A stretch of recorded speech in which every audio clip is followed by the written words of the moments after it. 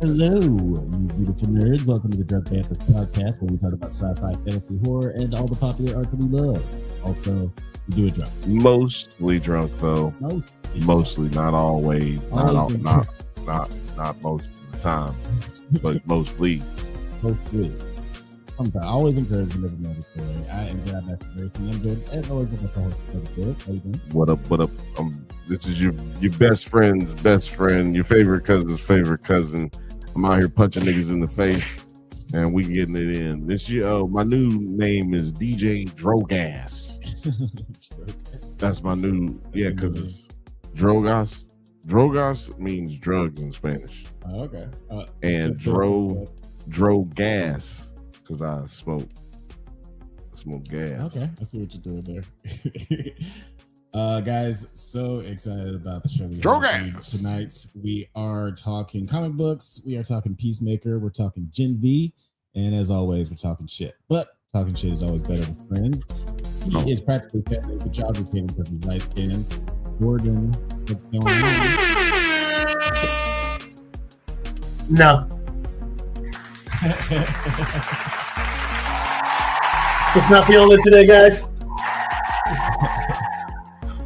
Sorry, I am all over the place. I just came from a Scream movie party and got here at exactly 10.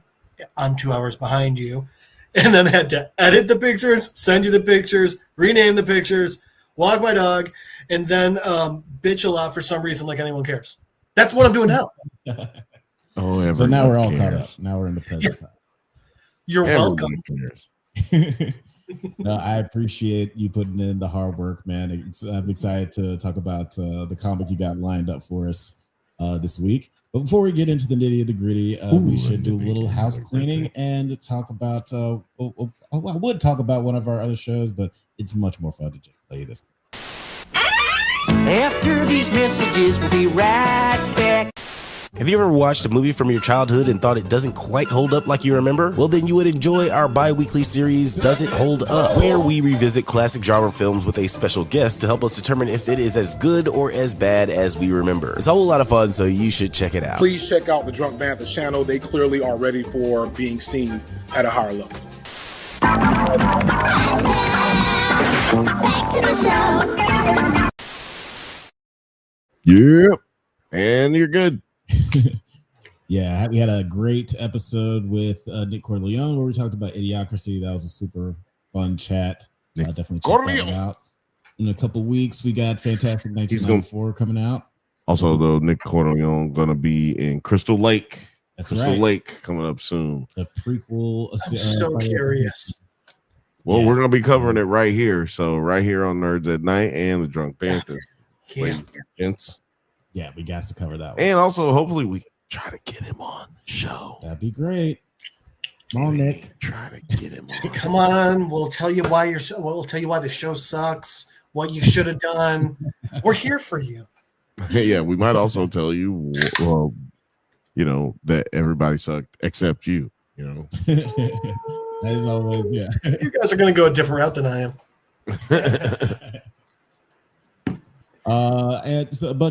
Before we get into our topics of the night, we should take a stroll down Jeff's comic book corner. Jeff, what are we talking about tonight? Well, thank you for asking. I don't have a physical copy, but I was able to pick it up on digital and read it for us.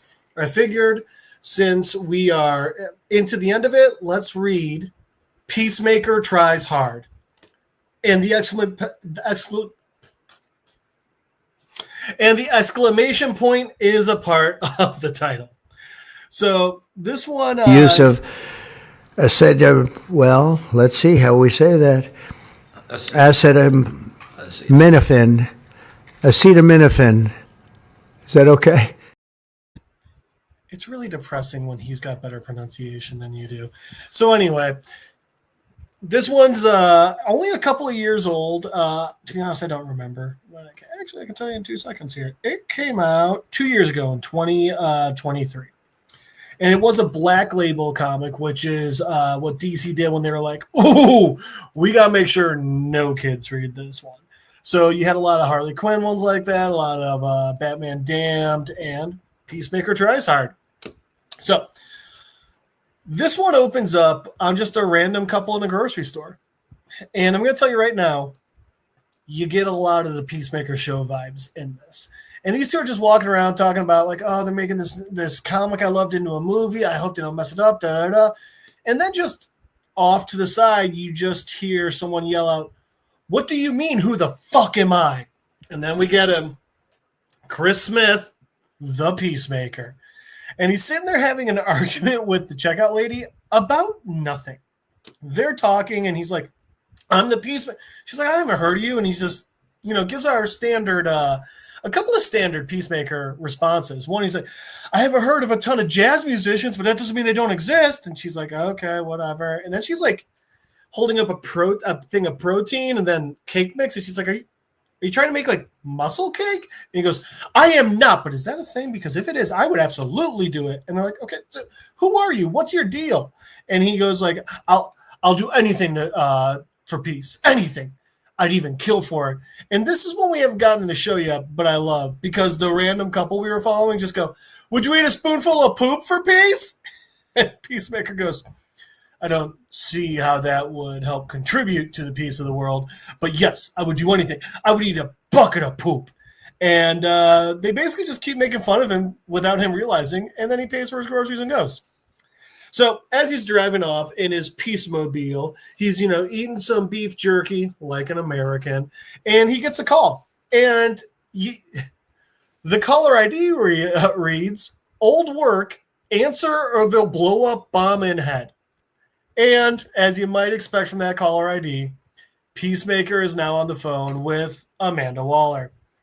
And she's sitting there and she's like, hey, we got a mission. I need you to do it. Some terrorists they're just over the state line. They're going to blow up a lab. And he's like, I thought I don't work for Task Force X anymore. And she's like, you don't, but we're paying for all your bills.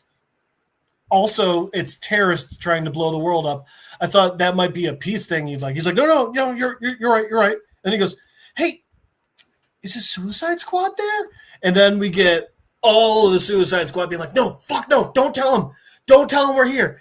And while they're saying that, Peacemaker, we could see on the phone saying like, plan like a little party over the weekend. Have you ever heard of muscle cake? Because like I'm totally gonna make it, and I just love to have them there. And Waller's just like, no, they're not here. And he's like, oh, okay, well, I guess, I'll catch up with them later. And then when Waller hangs up, Captain Boomerang's just like, oh, thank God. Last time we were hanging out with him, he just wanted to like hang out in the woods and show us all of his VHS porn. And Waller's like, VHS porn? And Harley Quinn's like, it was disgusting. And I'm saying that. So anyway, they're all just like, nope, we're not hanging out with Peacemaker. And Waller's like, okay, whatever. So she's like, all right, well, so here's the address. Go, fight, save. And he's like, all right, I got it. Peacemaker shows up at this place, and he's, like checking it out. And he's like looking through his binoculars and everything. And he's like, all right, so like, what do we got? Metahumans? Super villains? What do we got? She's like, no, they're just human terrorists. That's it. And he's like, oh, okay, but then I'm gonna have to do it without weapons. And she's like, huh? And he's like, it's the only way I'll be able to keep maintain some interest in it. She's like, I don't care. Just do it. I don't care how you do it. Just go and stop terrorism. Peacemaker. I don't care how. He's like, all right, Peacemaker out. Anyway, so then we see the terrorists in there, and they're like, okay, so we're gonna set the bomb off tomorrow. It's a dirty bomb. And one guy's like, what makes a bomb dirty and what makes it regular? And while they're all talking, Peacemaker boot to door, smashes the door in, and goes in all Peacemaker style. And it is just phenomenal. But the phenomenal thing isn't actually Peacemaker actively murdering people, which is fantastic because he's also seemingly yelling out catchphrases. ceiling fucked as he slams a guy into it. And like flawless victory as he punches a dude in the cock. And they're like, no, wait. And they're like, oh, fuck, Peacemaker's here. And they're like, oh, that sucked. That guy sucks. And Peacemaker's like, wait, while he's actively punching dicks, like, why would you say that, man? It's just like really hurtful. And they're like, you're a stupid asshole. That's why we're saying it. And so he keeps fighting them, and then one of them goes, and as he's beating the shit out of him, one of them was like, you busted up the last terrorist cell I was in. He goes, you killed half in cold blood and made the rest stand around doing dick puppet theater to old musicals. And Peacemaker's just laughing about it, while the other's like, what the fuck is a dick puppet theater? And he's like, oh, well, I mean, obviously I make them do scenes I make them act out old musicals using their dicks. And he's pointing, he's like, oh, and I remember you had the smallest one. And the guy's just like, nobody likes you. As Peacemaker's actively just killing his friends. And he's just like, well, you're terrorists, so no one likes you either. Anyway, so Peacemaker's killing them. They're just really destroying his emotions by just being like, you get that you're unpopular, right? Like, you know you're not one of the cool kids. Anyway, so Peacemaker finishes taking him down and then calls up Waller while he's holding one of them, like Three Stooges style, fingers in the nose, holding him off the ground. And he's like, good news, it's all taken care of. They're all busted. And she's like, okay, cool. The authorities are on the way. We don't need to keep talking. And Peacemaker, and while he's like, I kept one of them sane for you, or like not concussed so you can talk to them. It's all in a day's work for, wait.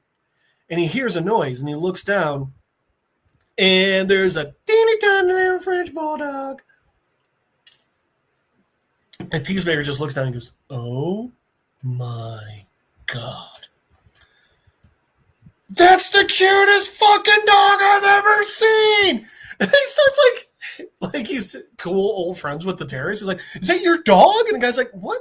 It's a stray. No. And he's like, oh, it's a cute little dog. What's his name? And the guy goes, it's a stray dog. You don't give stray dogs name. What the fuck are you talking about? But he's like, oh, it looks like he's wearing a tuxedo. He's going to be little Bruce Wayne. I'm calling him little Bruce Wayne. The guy's like, he's stupid as shit. I don't care what you do. Anyway. So after that, the cops show up, and Peacemaker is out there talking to the cops, holding the dog, and he's just, and literally we come in on him. He's like, yeah, so, you should check it out. There's going to be beer, cake, hot music, hot chicks. You totally want to come over. And the cop just goes, I'm not coming to your party. None of us are. We don't know you, dude. And then Peacemaker just gets in his car and starts driving away. Excuse me. And he gets pretty existential at this point. He's like, maybe they're all right. Maybe no one does like me. Sometimes I just feel like really alone. And he's driving and he's thinking. And while he's doing that, little Bruce Wayne walks over and curls up and into his lap. And Peacemaker's looking down and he's feeling a little bit happy. And then we start getting some memories. And if you're not familiar with Peacemaker, his memories tend to not be happy. So he's looking at this dog and he starts thinking back on his childhood. And he remembers a time when he asked his dad if he could have a dog. And his dad goes, hell no, Christopher. And by the way, while Chris is actively just holding a gun taller than he is, anyway, and his dad's like, you can't trust nothing that forms, that has loyalty without ideology. Blind allegiance is a telltale sign of an empty-handed ninny fuck or a double agent, and I won't accommodate either. And Chris is like, but maybe dogs have a superpower of being able to love anyone. And his dad's basically like, you fucking idiot, you stupid shit. It's Peacemaker's dad. He's just really ragging on his son. So from there, we go back to present, and Peacemaker gets back home. He goes inside with little Bruce Wayne, and then the dude, just a random dude with the worst fucking beard, walks in. And he's like, "Hey, what's going on? Just your friendly Task Force X." That's the professional name for the Suicide Squad. Just your friendly Task Force X patrol officer here. Yeah. This comic is about as subtle as the show. There's no, they just tell you the exposition. There's no, anyway. So the guy's like, oh no, who's this guy? And he's like, oh, it's little Bruce Wayne. And they get talking, and the guy's like, well, okay, I saw that you went over state lines. You know, you can't do that. If you violate your parole, I gotta send you back. He's like, well, Waller sent me. And then the guy's talking to him. He's like, you know that this cake mix, like, you need eggs. I've seen your fridge. It's ketchup and mustard. That's it. And he's like, oh god. So Chris is like, fuck, I gotta get eggs. And he runs back to the store to get the eggs. And when he gets back to his trailer, finally with the correct groceries for making muscle cake, that he goes inside, but little Bruce Wayne's nowhere to be found. And then he sees this little note on the side of his fridge. And it says, if you want your dog back, meet at the water treatment station on the edge of town. Heart, the brain. And Chris just says, someone's gonna die. Cut to the water treatment plant on the water treatment station on the edge of town. Chris comes out of a very big vat that looks like there's smell lines coming off of it. And Chris is tinted brown, so I'll let you guess what that smell is. Also, it's a water treatment center, so. And then he just immediately snaps a dude's neck. Which, I mean, like, hey, they're bad guys that stole a dog, whatever. And then we get him basically doing the Grog from Emperor's New Groove sneak along. And he comes up behind a guy with a garrote. And the guy's even like, oh, God, it smells like shit. And the guy turns around just in time to see Peacemaker covered in liquid shit coming at him with the garrote. And the guy's like, whoa, what the fuck? And Peacemaker's like, I'm going to kill you, henchman. That's what you deserve for stealing a dog. And the dude's like, I'm a city employee. He like even points to his badge. He's like, I'm not a henchman. Like, I just work here, dude. And Peacemaker goes, shit, I just killed one of you. Fuck. And then the guy just goes, was it Gavin? Because he's a registered sex offender, man. Honestly, it'd be cool if you killed him. And Peacemaker's like, he did look like a Gavin. And then the guy that he was literally just about to murder, Chris just goes, can I ask you a favor? And we just get the guy hosing off Peacemaker. He's like, I really appreciate this, man. And the guy's like, no problem. I'm good, dude. He's like, you're all good. Cool, whatever. So Peacemaker then is de-shitified strolling through here. And he's like, give me back the brain, give me back my dog. And we get, I don't know what else I expected. It's a literal brain in a jar. I guess he can talk. And it's like, I've been waiting. Wait, what? Why are you soaking wet? And Peacemaker's just like, I'll tell you, man, people get wet. And the guy's like, okay, whatever. We're not going to dilly-dally. I brought you here because I need your services. And the Peacemaker's just, and he's like, you know, I've been suffering in this state. I need a human body, and I want to touch things. I want to taste things. While he's saying this, his henchman, who's a gorilla with a fucking machine gun, walks up, and again, while the guy's trying to have like hardcore super villain monologue, Chris just screams out, holy shit. And we just cut to him, and Chris is like, is that a monkey with a heavy machine gun? And the guy in the brain's like, his name is Monsieur Mala, and he's a gorilla. I don't know what type of what. And the gorilla's just like, yes, is machine gun. And I don't know why my crappy gorilla French accent sounds hardcore like a Russian one. That's not on me to figure out. That's someone call my accent acting coach. I don't know. And use of said, well, let's see how we say that. Well done. I did not see that one coming. The brain's like, yeah, he's saying it's a machine gun. And Peacemaker, in true Peacemaker fashion, is like, that's fucking awesome. And the brain's like, yes, he is freaking awesome.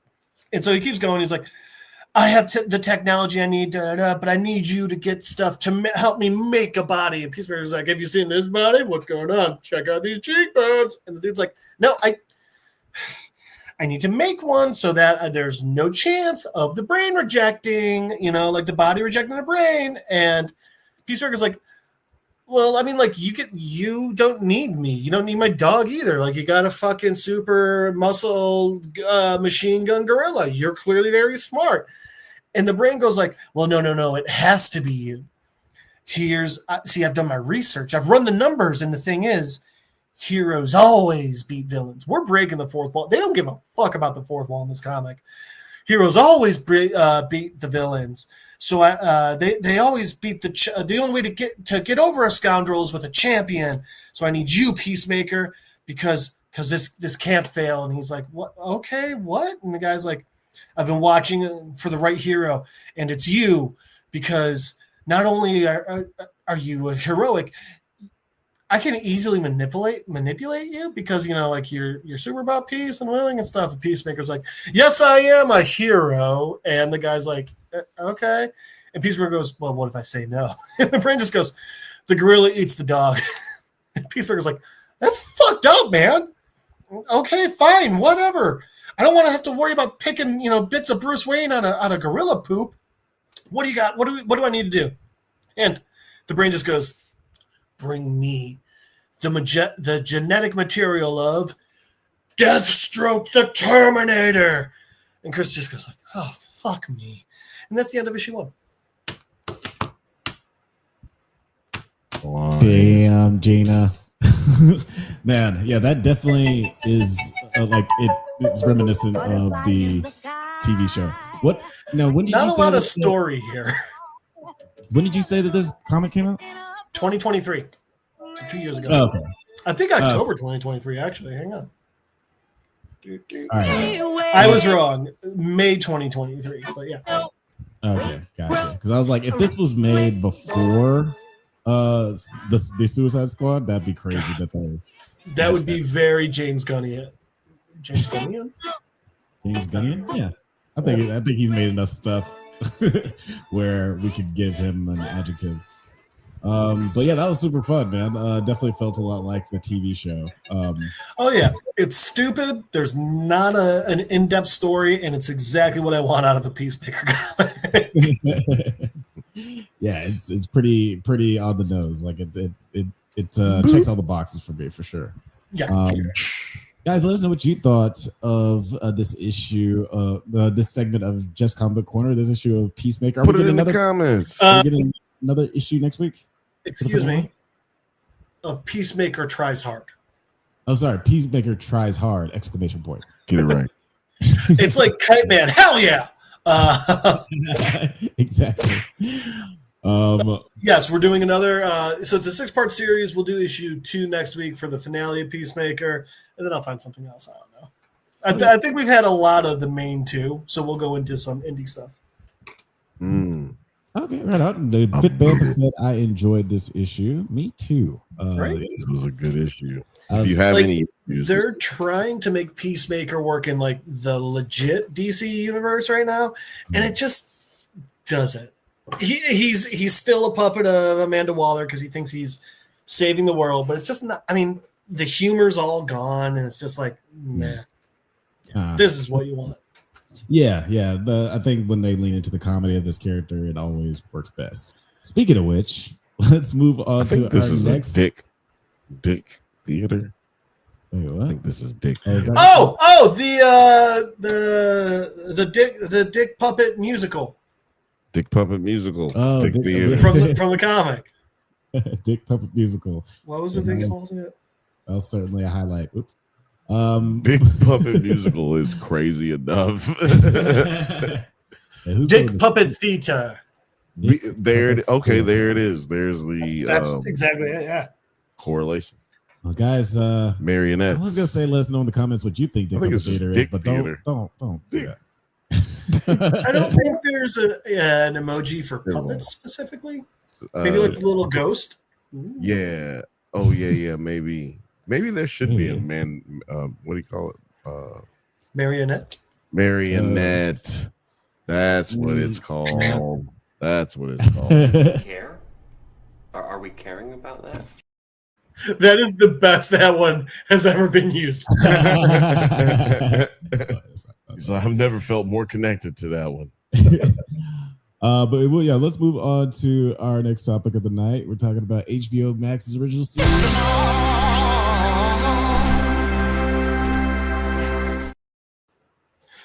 That's right. Peacemaker. Season 2, episode 6, Like a Keith in the Night.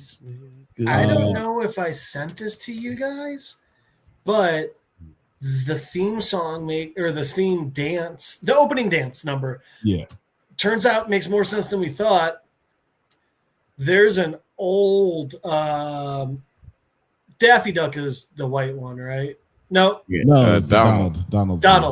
There's an old Donald Duck cartoon where he's wearing a Nazi uniform and he's literally doing part of their opening dance. Yeah. That's wild, man. That's a deep cut. Whoa, where can I find that? They do usually at least I know in Donald the first Duck season Nazi dance. Jesus Christ, my algorithm's gonna be fucked up after this search. I do know in the first season they did do they do a lot more extensive research and work into the choreography than you would think. It just seems like a kind of a silly dance, but they worked really hard on that first season intro, and turns out they did on this season as well. Oh my god! Yeah, don't. Yeah. That's just demonetization right there. Oh, he's reading it, but it's not okay. I haven't found the part that he's talking about. But yeah, I did find some really racist. Yeah, awesome. I think I'm looking at the same thing. Speaking of really racist shit, in this episode, Chris and Harcourt escape Argus before Augie and Keith corner them and take them back to the motherland. Back to the Smiths mansion. At the same time, Judo Master rescues Adebayo. Meanwhile, Flag Sr. and Bordeaux work with Sidney Happerson, a former Luther Corp employee, to locate the dimensional rift at Adrian's house. There's a lot going on in this episode for sure. Can't believe you skipped over Scrabble. Scrabble. Squabble. That was fun. Yeah. I heard some theories on that, like the H's being on everything. And it's because of like HH being the big thing that does make sense. The Zatsies, they would do that. Okay. That would I can see that. That's another just like because it's like Heil Schittler. Yeah. Ooh, Schittler's List. Did you guys ever see the movie Jojo Rabbit? Yes. You know that scene when the Gestapo comes in and they say HH like 13 times because they have to say it to each person? Yeah. That's not just for the movie. That's actually how fucking ridiculous they were. Right. Yeah. Exactly. No. So that's why I'm saying. Also, that makes sense. One of the greatest things. Also, I've been watching. Watching The Man in the High Castle. So. Oh yeah. Oof, that's another unfortunate documentary, huh? Yeah, I've just been trying to figure out how to prepare for real life. Is all. Well, I got some bad news, buddy. I think it's gonna be easier for me to prepare. Oh, that didn't come out right. No. Hey, Alex, you talk now. Man. But we got use of well, let's see how we say that. We got some interesting pairs in this episode. Kirstyn Harcourt and Judo Master and Adebayo. I did really like the opening with Harcourt pointing out all the very obvious the mural that's going around. It's like, how did you miss all of this? But yeah, beyond Chris being an idiot, I guess it sort of plays to how easy Chris you can be soaked up in this idealistic world where it seems like all your problems are gone. What did you think about this opening, Jordan? I mean, just like you, it was hilarious. They did the funny way of doing it. Of the you didn't notice there were no people of color anywhere. Like, oh no, I wasn't paying attention. You didn't notice the flags. I mean, who looks at flags? You didn't notice the entire wall mural of Hitler. And that was perfect. That was awesome. But then also, and then we get the Adebayo Judo Master. That one's like, oh shit, like stakes are fucking real. The one part that surprised me was they weren't. I mean, all these white people weren't scared of seeing one of the black people's out and about. They were fucking gung ho. They were trying to chase her down and kill her, which I was like, I find that one a bit odd, but I guess, again, if you're raised in this fucking world, maybe that's a part of it. But I love when Judo Master, first off, killed them. Second off, excuse me, I also love Judo Master's whole like explanation, like person of color, Buddhist. I think Judo Master said they were queer. And it was all just like, but like, yeah, it makes absolute sense that Judo Master would be like, fuck the past. Let's we're in this together. Right. And then probably my favorite Judo Master part of this entire episode. That's the most people I killed in a pool using a phone line as electricity. How many was your record before this? 4. He's very specific about how many people he's killed in a tub using electricity. it was fantastic. He said phone. Yeah, using a telephone wire. Yeah, like very specific. Yeah. Well, that's great because what Adebayo did. Your expectation was none, and then no 4. Like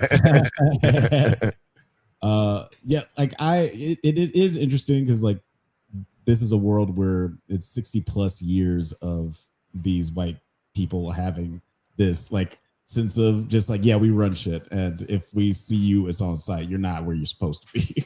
So like it makes sense that they would have this like mob mentality, be like, oh, I mean, there's definitely more of us than them. So but then they got what do you think of the Adebayo Judo Master friendship? Because I'm really warming up to Judo Master. He's becoming one of my favorite characters. Well, I mean, Judo Master is hilarious, but I forgot or didn't know he was gay or queer. I guess this is our first time hearing that he's queer. Yeah, there was no reason for them to point it out in season 1. I just was like, is that I just couldn't remember. It's like, is that something that happened already? I don't remember.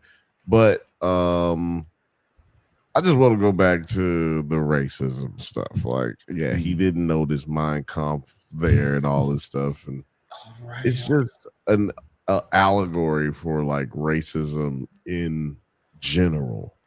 It's like a fish doesn't know he's in water. He doesn't go around going, man, the water feels good today. It just is. Yeah. Nobody walks around going, I'm breathing real good today. The breath is real good today. Yeah. And so a man who literally is focused on nothing outside of himself or outside of his own race, why would he notice that everything is super racist? He doesn't even know what racism looks like. But also, I don't see it speaks to what I usually say about how, like,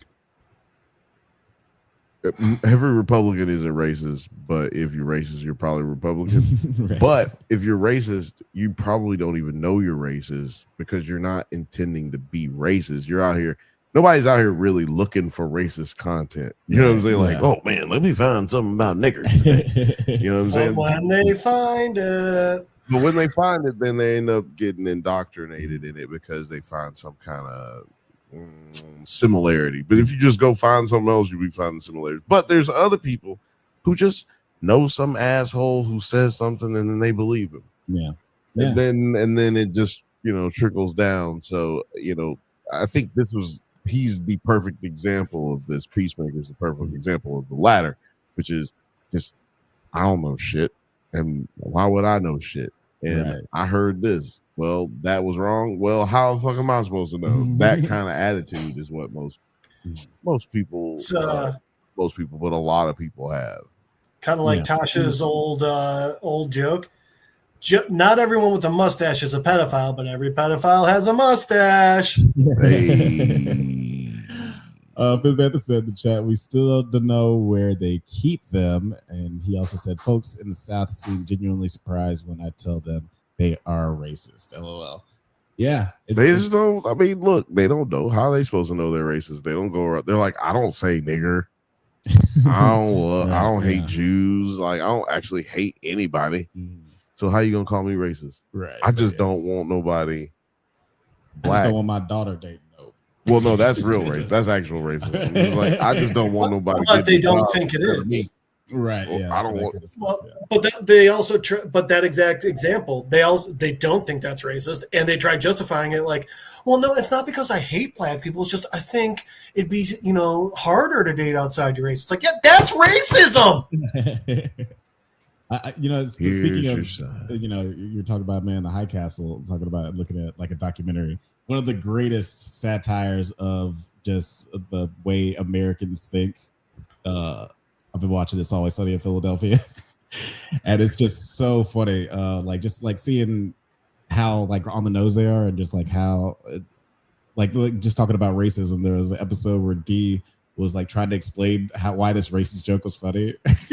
And was like, it's racist. It's like, no, it's not racist. It's just like funny because it's making fun of them for being different. He's like, yeah, no, that's racist. But yeah, It's cool. It's funny, like how it's racist. just Shout out to everybody who's watching us on the the Twitter X thing, and shout out to everybody who's watching us on the Drunk Banthas streams channel. If you're watching on anything, please share this with your friends, your mama, your cousin, whoever you don't like. Share this with them. Like, if you don't like somebody and they're in your phone, man, share this with them. It'll bring them either closer to you or they'll hate you more. That you'll annoy them and they'll be like mad. You win regardless. You win, anyway. And we win. So hit the like button, subscribe. Thank you. Thank you for your attention to this matter. Then later, the two vigilantes meet with Adebayo and Judo Master outside the Smith house. Augie allows Chris and his friends to leave the dimension despite Keith's protest. Now, I thought that this was a really interesting scene. We'll talk about what happens right after this in a second. But I thought it was like cool seeing that Augie is actually not such a bad guy, or at least like.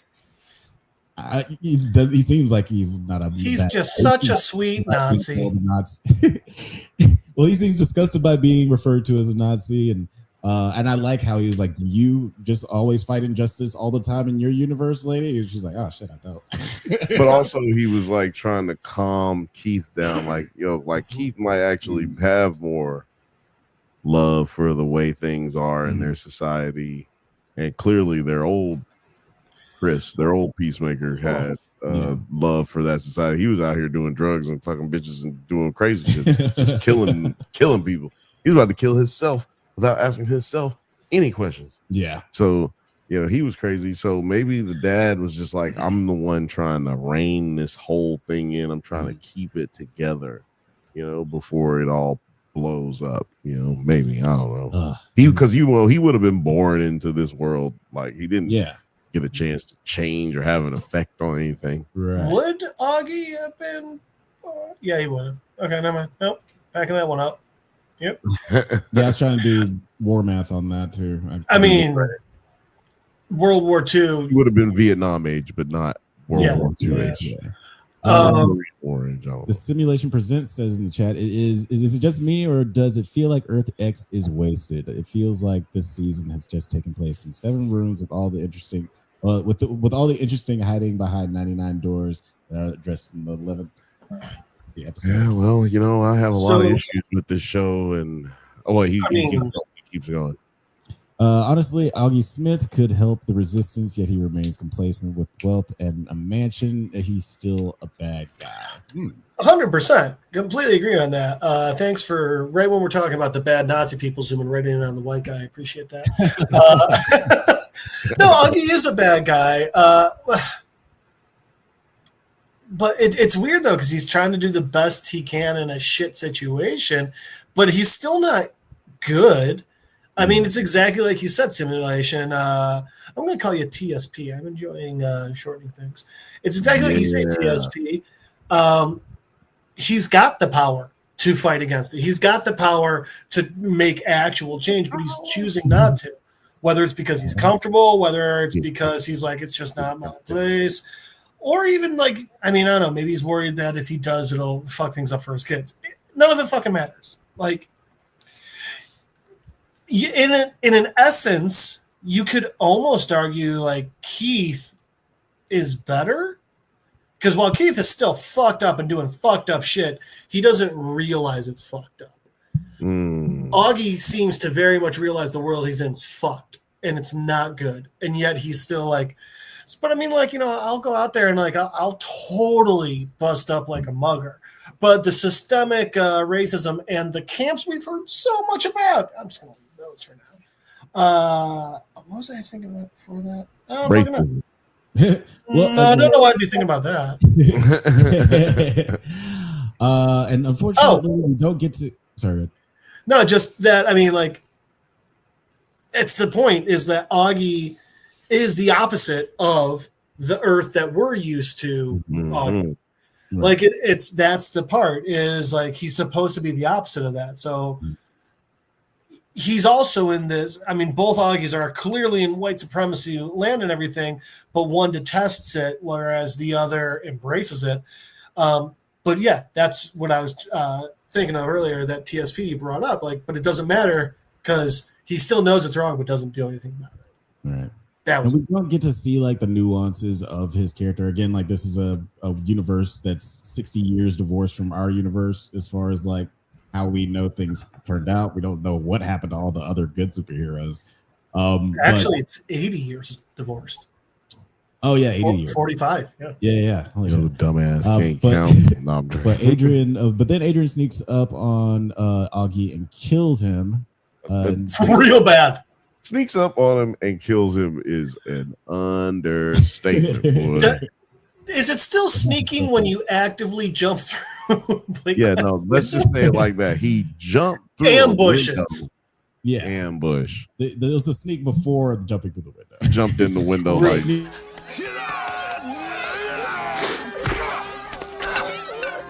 Take that message to your people.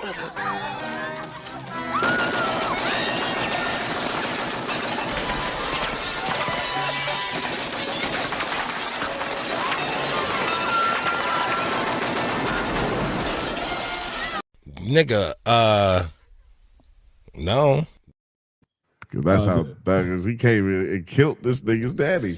Yeah. Right when everybody was realizing, hey, this guy might not be so bad. Because he said that he saw the darkness in his alternate self. Right. And maybe he's also talking about the darkness he sees around him in his world. Yeah, but I think in his mind he thought, well, if I'm dark in that world, then everybody must be like dark in that world. But no, he seemed to recognize that his Chris sucked, and this Chris was trying hard. Yeah, I think that's kind of like what he was gathering after he started listening to what Chris had to say. But I think that the difference is here is like the person who is kind of like the Nexus event in this or Nexus person in this, it would be Augie. Like they're like he's the only thing that's conversed. He did. Yeah, in both worlds. They should have actually switched and didn't have to die. They would have been fine in different worlds. You want to switch? I think you'd be a lot happier. They met each other. They could have literally just switched sides. Yeah, damn, that would have made everybody happier. But yeah, the wrong Smith decided to switch sides. And this episode ends with Keith getting his ass absolutely handed to him by Eagly, Adrian, and Harcourt before a traumatized Chris stops them from killing him. And this was a pretty emotional scene. I thought that John Cena really emotional scene where he was getting stabbed up by his whole team and he's just watching. That shit was hilarious as fuck. I think he meant the part where Chris responds, "Stop! It's not the world that's dark. It's me. I'm the problem." Oh yeah, well, yeah, you are the problem. It's like Cardi B's album, "Am I the Drama?" Yes, bitch, you are the drama. Probably. After fighting off the cops, kids and Judo Master run back into their dimensions and shut the portal down, but are confronted by Argus waiting outside of Adrian's house. Chris hands over the device to Flag and gives himself up for arrest, letting the other ones pretty much go free. This is a nice, selfless act from Peacemaker. How do you guys feel about the ending of this episode, Jordan? I feel like people need to stop giving speeches and pull the goddamn trigger. Because if Hardcore had done that, would have been fine. That would have been season's done. Okay.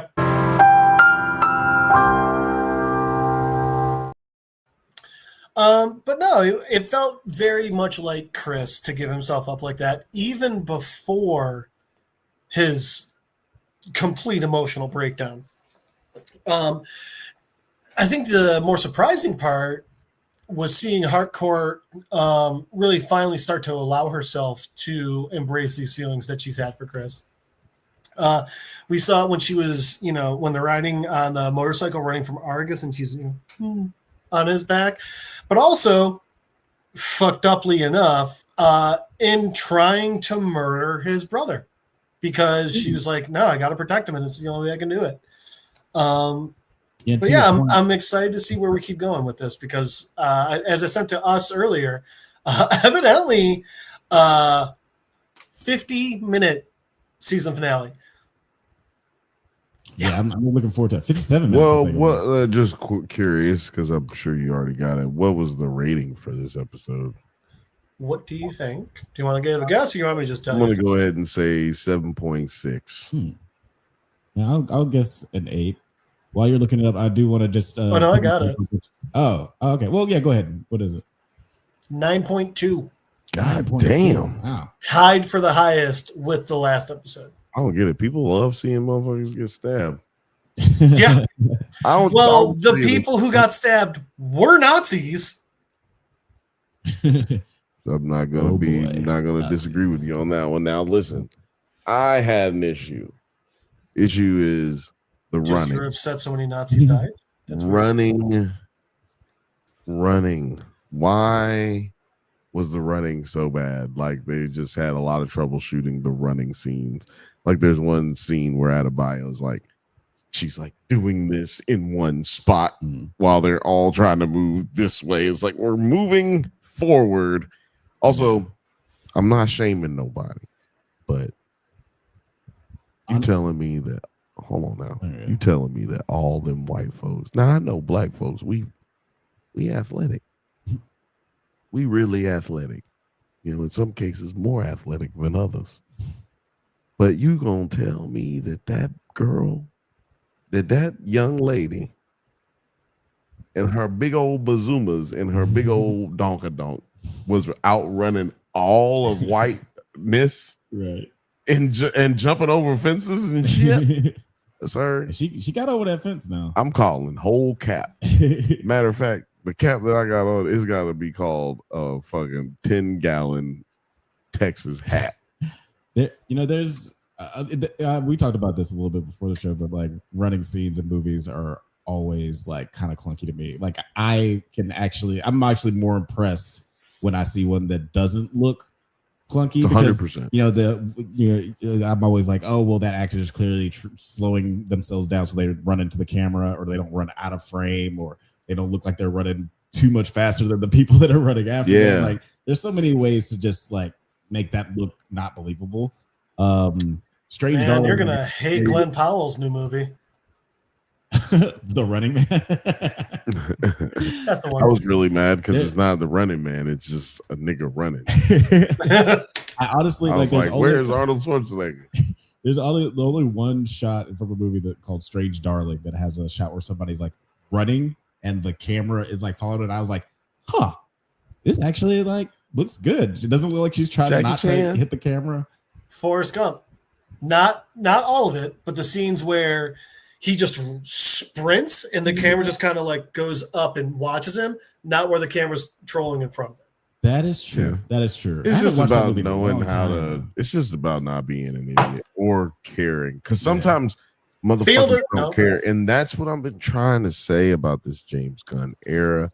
I feel like, even though like some storylines are like interesting, I just don't see that he cares about what's happening, because as much money as this, I mean, like this isn't a huge budget show, but as much money as it is, we should be getting better than like Adebayo running up a hill like, oh, we're running from, come on, we just murdered 30 people. Let's trot up this thing while hundreds more of people come. Oh, I thought you were talking about the opening run scene from her. That part, like that was the end of that opening run scene when Judo Master saved her from, and then like they're just like chit chatting at the pool, like, hey, so remember that time you tasered me, bitch? I could have just tasered you. Okay, well you didn't. Thank you. Okay, well let's get out of here because they hate queers and niggers. Let's get out of here. Gotta stick together. They sure do, Bill. It's like we got to stick together. And to me, that was just like, it's, I don't know, sometimes they're sloppily done. Like me and Sarah were watching it and she was like, why did they do that? I can't remember exactly what it was. She was like, why did they do that? And then 10 seconds later, it's like, oh, they did it so that just this could happen. They did a whole ridiculous thing just so it's like the Judo Master and all that conversation. They did all that just to get to another plot device that just was lazily done. It was just really lazy, and so I don't know. It was not. There's a lot of trying to get to the joke in this series. Not saying in this episode, but yeah, he likes building up to a joke. It's been bothering me a lot, and I don't know why specifically. I just feel like maybe it's just kind of like a side project almost. Like this isn't really serious to him. It's like, why? No, I think this is so serious. I'll just we'll have fun. Like, you know what I'm saying? I think he's loving this. I think he's putting a lot into this one, and I'm saying that because the star is his wife. Yeah, and it does seem like depending when it comes to TV shows, and this is obviously a show that doesn't have a huge budget. It seems like this was filmed in Boston, California, like a nothing place. Detroit, Alabama. Because there's parts where it does look like Alabama though. Yeah, it just looks like a town. So like obviously it's not it's not a super huge budget. And when it comes to TV shows, there's going to be varying quality from episode to episode depending on who's directing it. Just because that's the name of the game. There's different units doing shit. But yes, fair enough. Nitpicks of the show.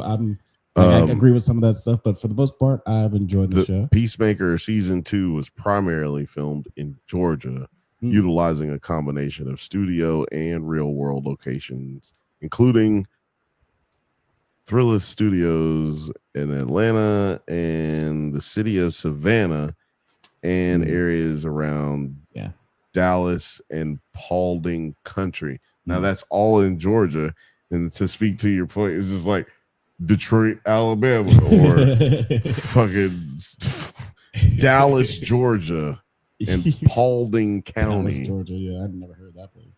Yeah, it's like, why'd they go all the way to fucking Texas? Well, we were close when we said it looked like Alabama. Like that was dead ass close. It's about as close as you can get. It's in fucking Georgia. But guys, let us know what you thought in the comments. What did you think of this episode? Do you have any predictions on the finale?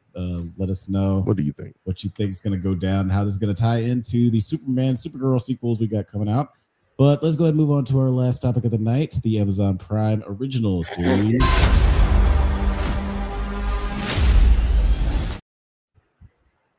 That is right. We are talking Gen V. What up, Othelius? I just want to read this. Is that why I started laughing there? Gotcha. Also, I just TSP says Tom Cruise runs are all actually good. No, look up Steven Seagal runs and just laugh. Tom Cruise run for Mission Impossible 3 in like Bangkok or whatever. All of his runs are great. All his runs are great. That's the best one though. No, the best one's when he gets blown up and jostled into a car and then gets back up and starts running right back at the camera. Like, yeah, same movie. He does. I'm just saying the best run. Yeah. I'm not saying the best movie. You can check out that on the Drunk Banthas channel. You go over there and check out the list of the best Mission Impossible movies. Got the rankings out. It's official. He's got it. We passed through Congress. Certified. Yeah. Right before the shutdown. But right now, the Academy ratified it. But right now we're talking about Gen V Season 2, Episode 5. The kids are not all right. I see what you did there. A month earlier, Cypher was looking after his father when Sister Sage arrived and they had sex in front of him. After the fight, Gross. Cypher forces Marie to continue training by threatening to take her and her friends back to Elmira with Kate, whom he had imprisoned. This is obviously the aftermath of the fight between Jordan and Marie. And we get this weird flashback with Sister Sage. Good to see her back in the mix. What did you guys think of this opening? And specifically, do you have any idea what the fuck is going on with Cypher and this burnt up dude, Jordan? Again, I think the burnt up dude is his dad. I think his dad, well, no, we know it's his dad. I think that his dad was one of the scientists that we saw. I forget the name of the dude that found it. Well, never mind. His name's Godolkin, isn't it? The Godolkin dude, when he was running up, like, no, don't using it. Like, again, one of them Venture Brothers Human Torched, and I'm 87% sure it's this dude. So yeah, and obviously like the cleaning and everything is just like that's what you need to do for someone with pretty severe burns. I don't know why I know that, but I mean, yeah, you have to scrape the skin off. It's pretty crazy. It's probably, I'm guessing it's an episode of the house. So yeah, I mean, it's just him taking care of his dad and everything. But even with the I mean, I get it. She's hot. I'd go for that too. But I don't see a world where I'm like, pseudo burn comatose daddy can watch. They start fucking. It was gross. Correct. I have heard an interesting theory that I'm curious what you guys think of it. Wait. Oh, sorry.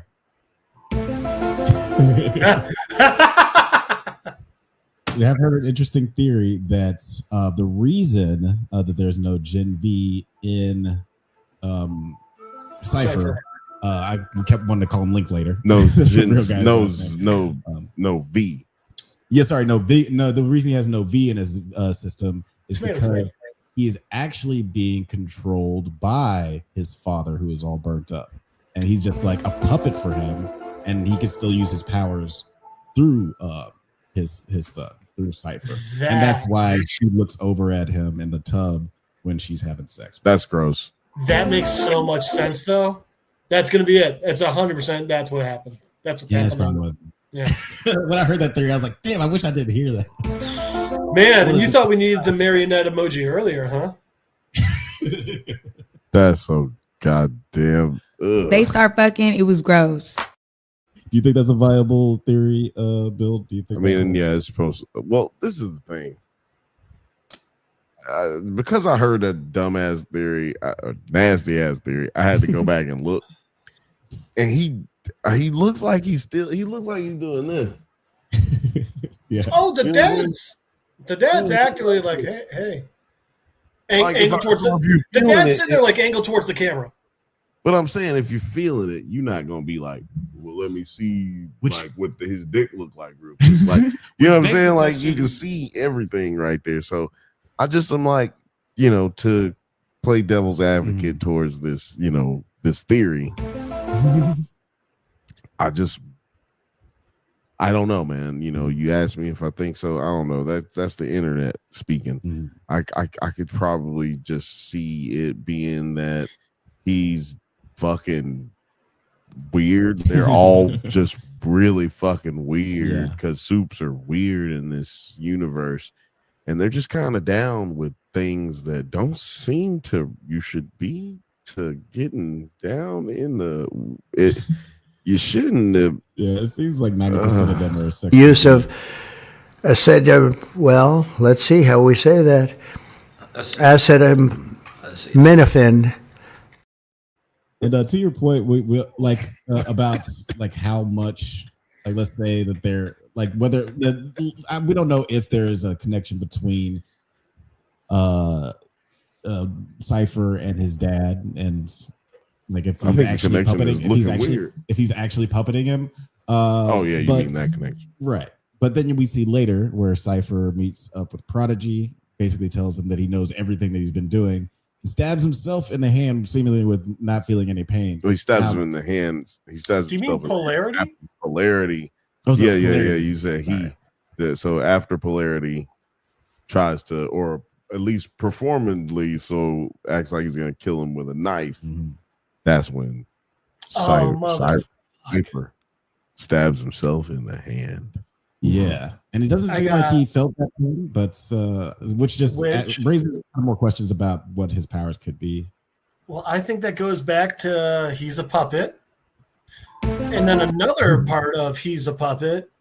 Sage is, she'll lobotomize herself so she can go out and have some fun sex, but she's clearly not lobotomized in these ones. So it's clearly someone who's on the same intellectual level as her. And Daddy, being a scientist who helped create V, could be that level of intelligent. We haven't seen anything from Cypher saying that he is as well. But we know Godolkin is a Nazi. Yeah, he's definitely one of those. Because he had all of them? Basement.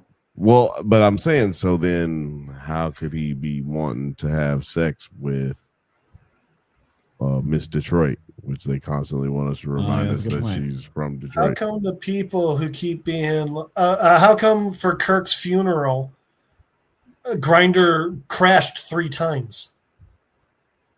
When they that's hate because the gays. they in the closet. Yes, same shit. That's because them nigga gay.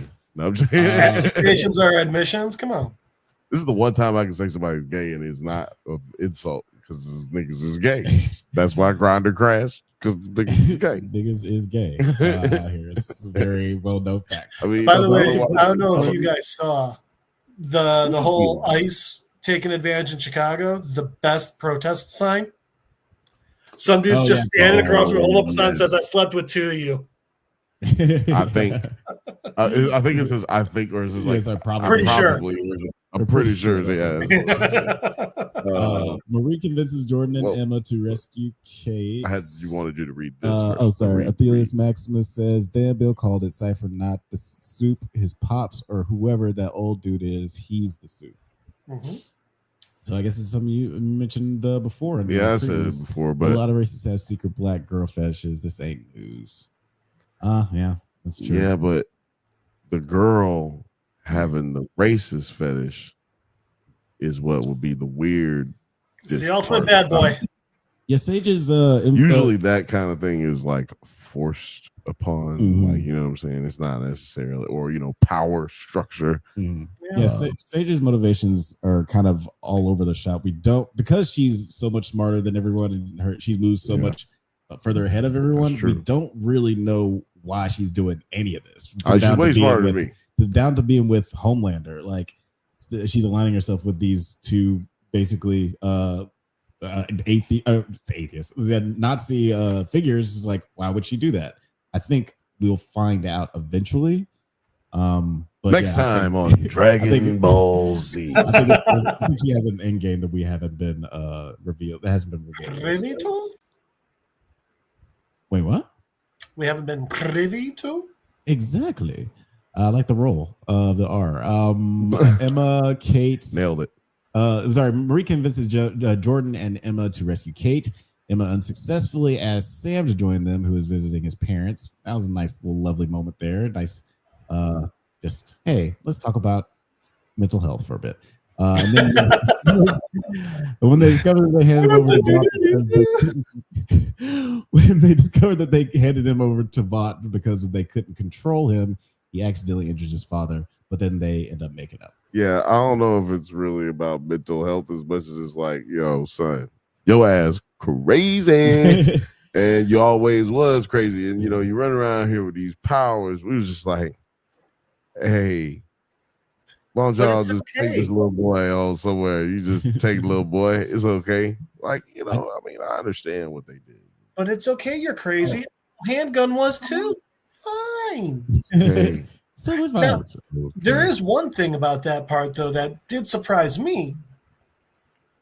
It sounds like they didn't give Sam V until he was like 9.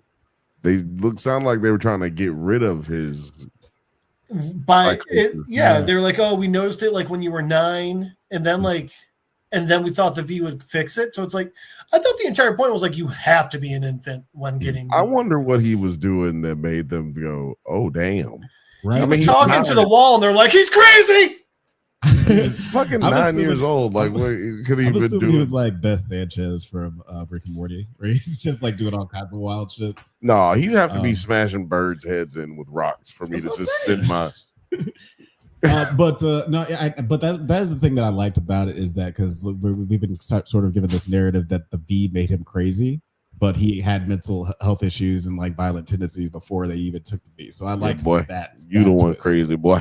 Like, no, you can't actually blame the V for your badass little nigga. You bad as hell. But that's what the fuck the problem is. You fucking crazy, dog.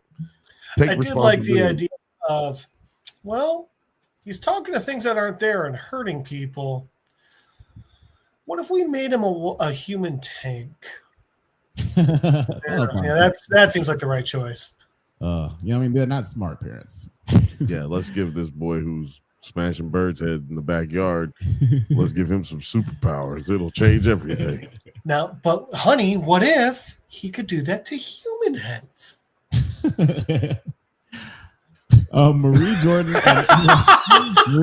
and Emma enter Elmira, but are captured. Sam later reconciles with his mother after accepting that his mental instability wasn't caused by his compound V. Also accepting those insurance fees for breaking her phone when she's trying to order a damn pizza. Also telling her about his sexual exploits in the park they're sitting in. She said, "Thank you for that." That's about as good as you can say. Cypher shows Marie that he is holding her sister Annabeth. The group escape their cells thanks to Kate, but when they get to Annabeth's cell, they find her dead. In her grief, Marie's powers develop even further. Annabelle. She goes all the way to 9,000 and successfully manipulates Annabeth's cells to revive her. I didn't think 9,000. Calm down, Vegeta. Yeah, I like this. I did not think that her power level like went this far where she could actually rearrange cells. But like, Jordan, did you see anything like this coming? Yeah, all over the place. Saw it coming in all over the place. It's like you didn't see that coming? Just a Jackson Pollock. Yeah, I saw it coming. Gross. Oh man. Because he kept talking about moving the blood around inside of a person and everything. And he kept talking about his father and everything. Now originally I thought when I thought it was his father, and I didn't realize that was the Rudy and Robot, I guess, from the Invincible world. I thought he was going to try and use. He still might be doing that, trying to get her to use her blood powers to heal the burns and everything. But the second that we saw Annabeth with her neck cut, I was like, well, I guess we see what's coming here. It just seemed like it seemed like they kind of telegraphed what was going to happen there. Yeah. I didn't see. I don't know. I still don't know what it was. Was it just that she doesn't have she doesn't have good enough aim yet? So like everyone, like she was accidentally fucking with the blood in everyone. I think that's the only thing that makes sense there. But yeah, I don't know. Yeah, I think that maybe, or at least what I took from it, is that she's not like fully in control of her, like focusing in on her power. So she was like unknowingly manipulating like everybody's blood around her. Yeah. So at least that's what I took from it. I'm curious as to why we didn't get this with vice president girl. Right. Yeah, maybe she didn't care enough about her. Yeah. Well. Giancarlo was her, her mentor, her guardian. Yeah. So he would have wanted her to be as strong as she possibly could. So I'm thinking plot holes, really. Well, actually, but I think it might be simpler than that. Giancarlo just saw her as a weapon. He didn't think of the other parts, other things she could do. Right. He didn't think of her as a healer. He wanted her as her secret head boom boom person. Right, but she couldn't levitate anyone. She couldn't. She never tried. She just tried. That's my point. Is like if this exists, is my point. then why didn't he ever try to expand her powers? Because she was in the same orphanage as Marie was. That's why they had her come and visit Marie in the last season. So I'm just putting, like I said, it's most likely just a plot hole. Could it be that? Likely just a situation where it's like, well, we didn't plan on putting this bitch because, you know, what's his name dying changed a lot of what they had to rewrite and write for this series. Could it be that Burn Daddy Cypher is extreme telepathic? Hold on now. And so he was able to read that in her brain? Hold on a second. You said Burn Daddy Cypher? Woo-wee! This nigga got some $1 million words, don't he? Feel free to use that. Feel free to enjoy. That is kind of what I was thinking, just because like there are levels. They did show how there are levels to this, like just her power level. Like, you know, the first season of Gen V, all Marie knew that she could do, she had to cut her hand to manipulate blood. But then we realized she has the same powers as old president lady.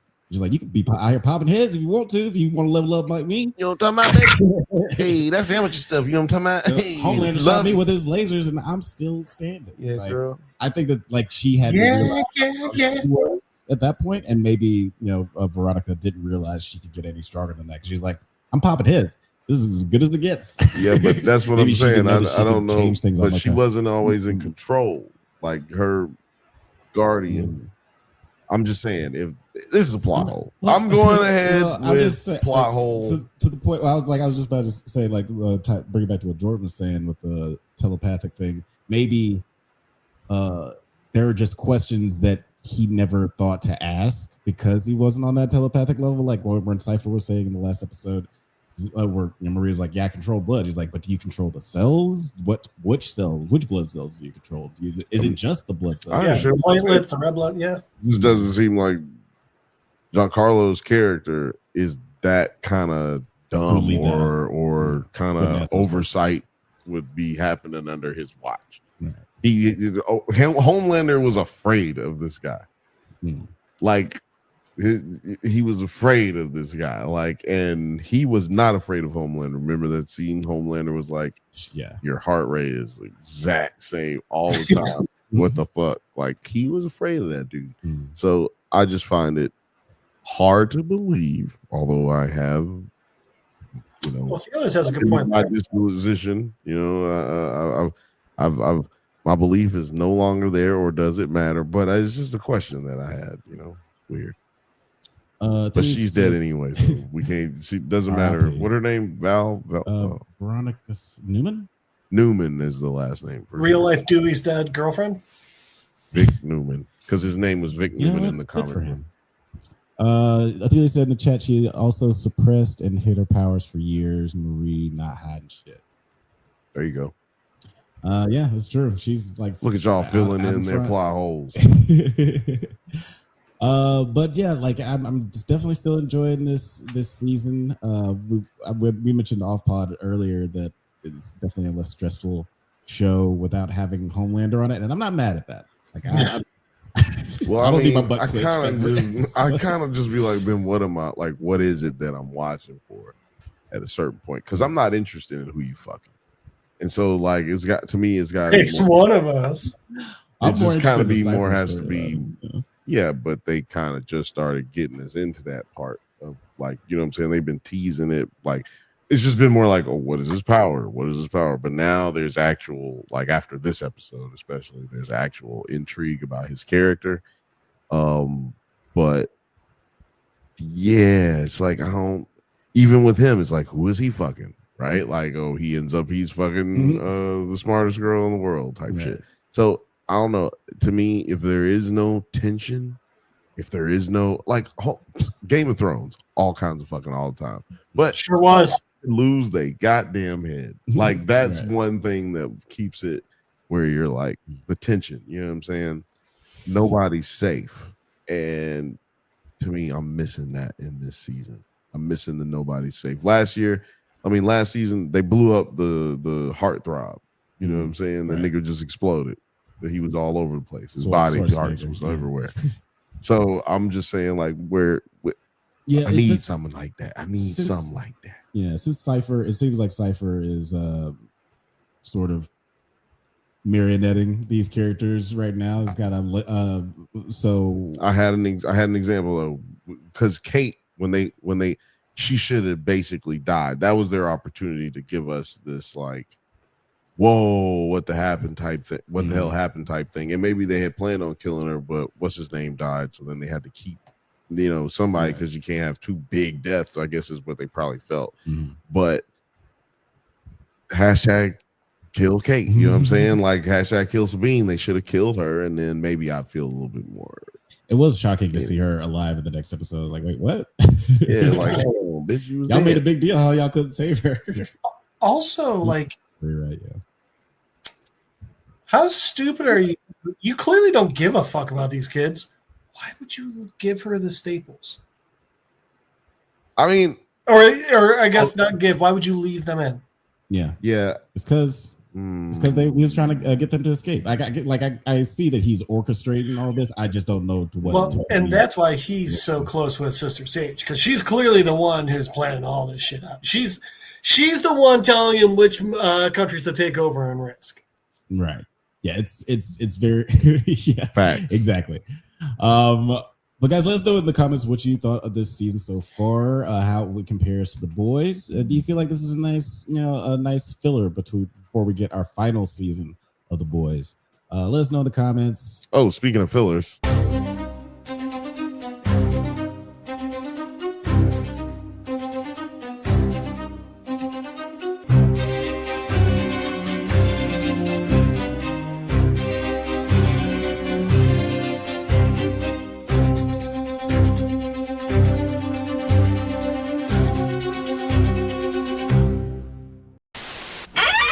After these messages, we'll be right back. Have you ever watched a movie from your childhood and thought it doesn't quite hold up like you remember? Well, then you would enjoy our bi-weekly series, Does It Hold Up?, where we revisit classic genre films with a special guest to help us determine if it is as good or as bad as we remember. It's a whole lot of fun, so you should check it out. Please check out the Drunk Bantha channel. They clearly are ready for being seen at a higher level. Back to the show. Blake and I just went to the Scream movie party. It was fucking awesome. Oh, dope. I figured that you were going with Blake when you said that. But Jeff, you want to tell people where they can find you on the interwebs before we get out of here? No. All right, see you, everybody. You can always try and Skype me, Don Cheadle's Driveway, LittleDicky2.com. It's because of the hackers. Yeah. You can try and find Jeff Madel on Facebook, at MadelJeff on Instagram. But as usual, the easiest way is just, be here on Monday nights. I go so off topic. Yeah, be here on Monday nights, you stupid bitch, you. Oh, excuse me. I guess. You dumb motherfuckers. Don't forget to watch the Bantha Bunch every Thursday night at 8:15 Pacific time. Do you know what you guys are going to be talking about this Thursday? Yep. We'll probably be talking about I don't know. We'll probably be talking about this guy. That's why I've been playing this. Use of well, let's see how we say that. Acetaminophen. Acetaminophen. Is that okay? Is that okay if I talk about that? No, it's not. I'm talking about Sudafed. No, I don't know. I have no idea what I'm going to talk about, but there's nothing different about that. You know what I'm saying? We get it in over here. Just be there at 8:15 p.m. Pacific time every Thursday. We haven't missed a day. Episode 91. That's 91 weeks in a row hanging out with y'all. So come kick it with your boy, because I'm gonna be there anyway. Might as well just come on over. Sit next to me. Thank you for listening to the Drunk Banthas podcast. Thank you so much for listening to the Drunk Banthas podcast. We do this every Monday at 8 p.m. Pacific time. Don't forget to like and subscribe so you can get updates on new videos. Check us out on Twitter, IG, TikTok, Letterboxd, likewise, all the internet things at the Drunk Banthas. Till next time, stay safe, my little resisties, and may the force be with you. Man, I was like, there's so many things that were bad in this episode. It's like, what do I call you guys?